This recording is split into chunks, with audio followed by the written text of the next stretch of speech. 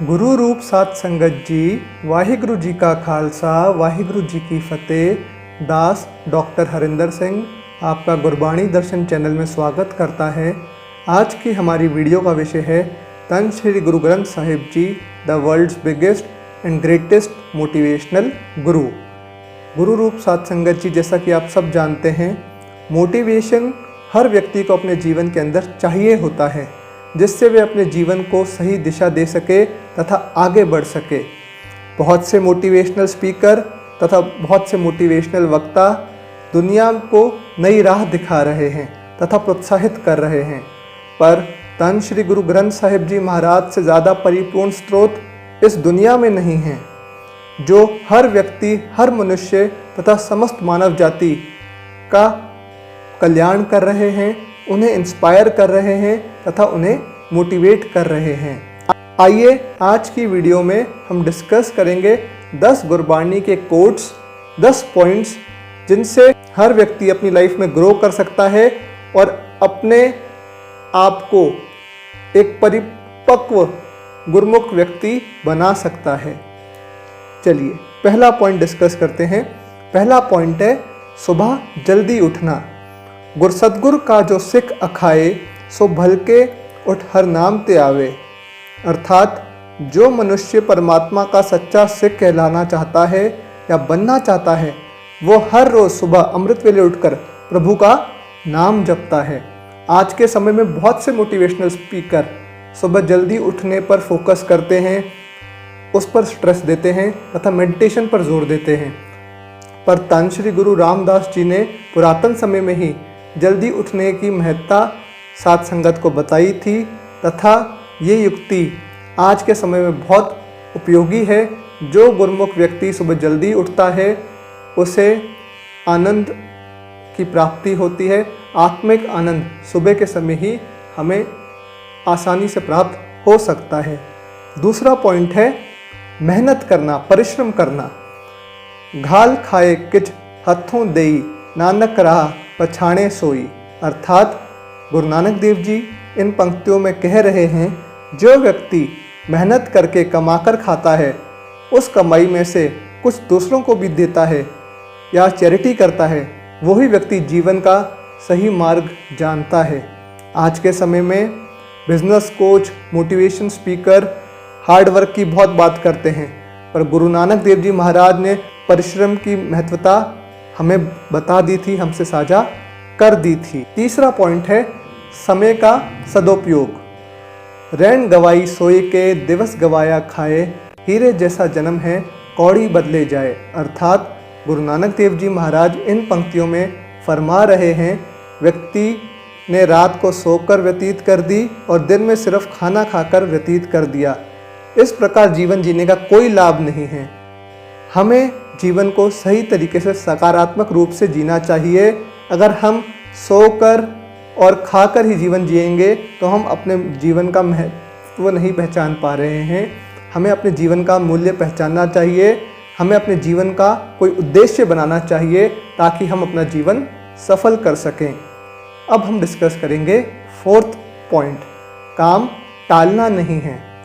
कबीर टाले टोले दिन गया, ब्याज बढ़तो जाए, ना हर पज्यो ना खटफट्यो, काल पहुँच्यो आए।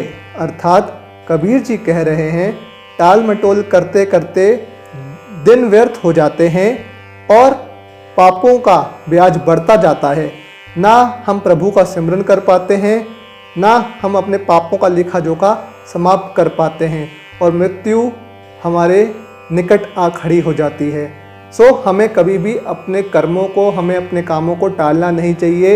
एक बैलेंस बनाकर पर्सनल, प्रोफेशनल और स्पिरिचुअल लाइफ में तीनों को ढंग से व्यतीत करना चाहिए।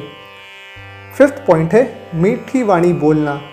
जित बोलिए पत पाइए, सो बोलिया परवान, फिक्का बोल विगुच्या, सुन मूर्ख मन अजान। अर्थात गुरु नानक देव जी समझा रहे हैं कि ऐसी वाणी बोलनी चाहिए जिससे प्रभु परमात्मा की मंजूरी होती है, अर्थात प्रभु परमात्मा को एक्सेप्टेबल होती है। कड़वे वचन या वाणी बोलने से सिर्फ मन में दुख कलेश ही आता है तथा मन की शांति खराब हो जाती है। सो हमें ऐसी वाणी बोलनी चाहिए जिससे हमारा जीवन सफल हो सके तथा हम दूसरों के साथ प्रेम पूर्वक अपने विचार रख सकें। 6 पॉइंट है, अच्छे लोगों से मित्रता रखें। मनमुख सो कर दोस्ती, सुख की पुछे मित, गुरमुख से कर दोस्ती, सद्गुर सो लाए चित। अर्थात गुरुजी इन पंक्तियों में फरमा रहे हैं, अगर हम ऐसे व्यक्तियों या लोगों से दोस्ती करते हैं जो सिर्फ अपने मन तथा सांसारिक माया जाल में फंसे हुए रहते हैं, तो हमें आत्मिक शांति कहाँ से प्राप्त हो सकती है। हमें ऐसे व्यक्तियों से दोस्ती करनी चाहिए जो गुरु परमात्मा से जुड़े हुए हों, ताकि उनकी संगत करने से हम भी परमात्मा से जुड़ सकें तथा अपना जीवन सफल कर सकें। 7वां पॉइंट है, सबको एक समान देखें।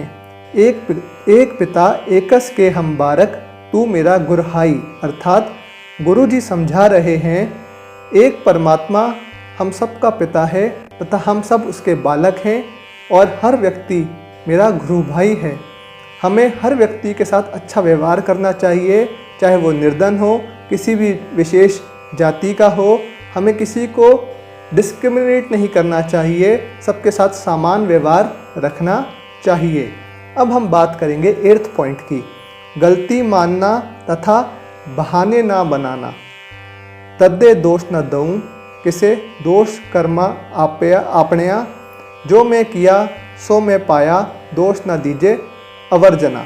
अर्थात गुरु नानक देव जी समझा रहे हैं, कभी किसी और व्यक्ति को दोष नहीं देना चाहिए। दोष हमारे पिछले कर्मों का ही होता है। जैसे मैं कर्म करूँगा वैसा ही फल मैं प्राप्त करूँगा। दूसरों को दोष देने से कोई लाभ हमें नहीं मिलता और इसीलिए गुरु महाराज हमें समझा रहे हैं कि हमारी सफलता हमारे कर्मों पर डिपेंड करती है। जैसे एफर्ट हम करेंगे वैसे रिजल्ट्स हमें मिलेंगे। हमें दूसरों पे दोष देके एक्सक्यूजेस नहीं बनाने चाहिए। अब हम डिस्कस करेंगे 9वां पॉइंट, डोंट कंडेम अदर्स। किसी और की निंदा नहीं करनी चाहिए। निंदा भली किसे की नाही, मनमुख मुगद करण, मुँह काले तिन निंदका, नरके घोर पवन। अर्थात गुरु अमरदास जी समझा रहे हैं, निंदा किसी की भी नहीं करनी चाहिए।